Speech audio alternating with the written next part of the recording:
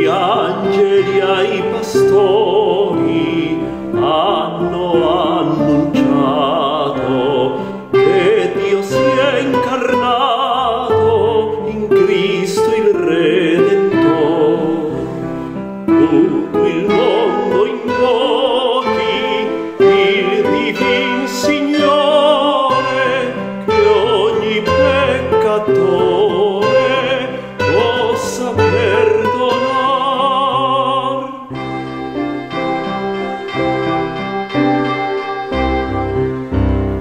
Porterà il Vangelo agli umili e ai sapienti, vincerà i potenti con la sua umiltà.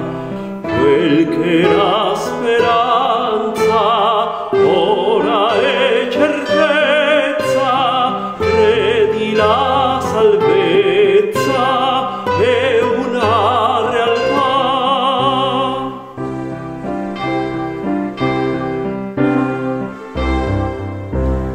L'or dei cieli e il re